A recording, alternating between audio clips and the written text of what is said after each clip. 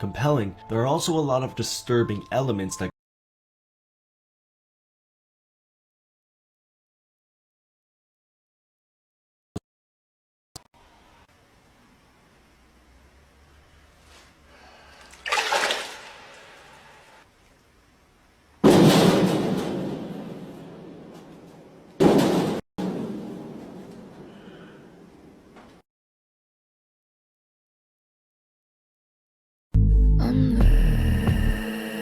Nou, vi fikk noe små fotspor som endte med garden.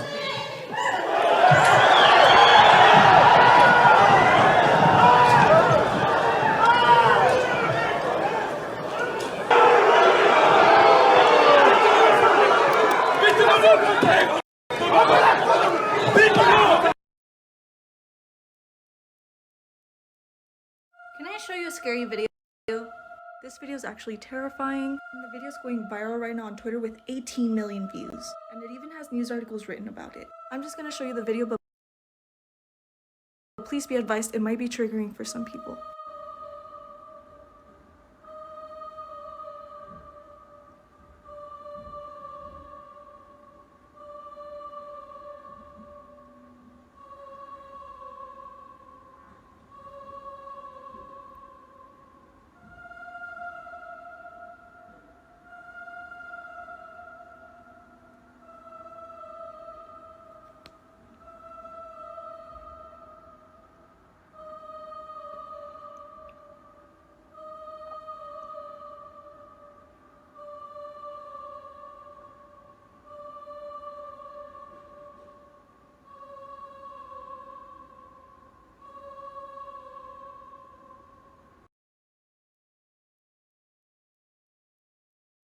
So this is what 25 million of you wanted to see. But for those who don't know, I found this locked box in my attic wall. And the key was rattling inside this mirror.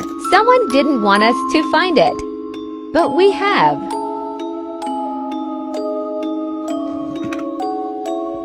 Really strange objects were inside.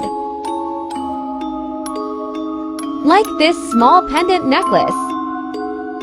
What looks like a burnt piece from a Ouija board. It's covered in wax. A second key. And this lock of hair. Not sure why it was hidden, but if there's a second key, there could be another box. Follow and we'll keep looking. Attention in the water. Attention in the water. This is the Orange County Sheriff's Department. Be advised, State Parks is asking us to make an announcement to let you know you are paddleboarding next to approximately 15 great white sharks. They're advising that you exit the water in a calm manner. The sharks are as close as the surf line. Thank you for your cooperation.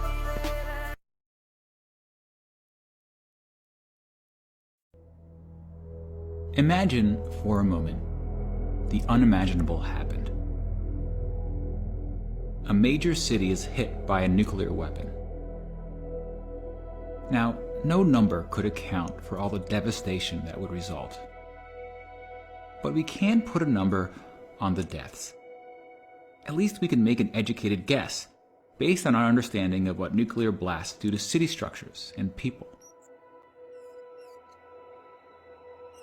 We'll assume the bomb is detonated in the air to maximize the radius of impact, as was done in Japan in 1945.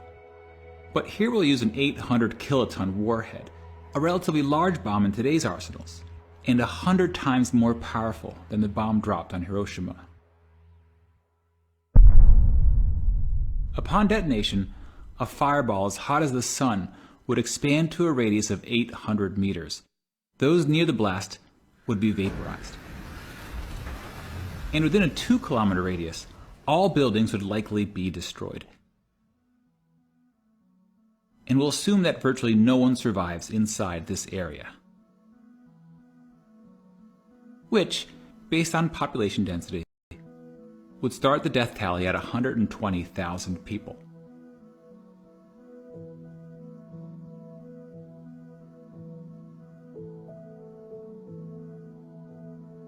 As you move further away from ground zero, estimating deaths becomes more complicated. From as far away as 11 kilometers, the radiant heat from the blast would be strong enough to cause third-degree burns on exposed skin. And as you get closer to the blast, the heat becomes so intense that clothing, even skin, would ignite into flames. That said, most people in the city would be indoors or otherwise sheltered from direct exposure. But the very structures that offered this protection would then become a cause of injury, as debris would rip through buildings and rain down on city streets.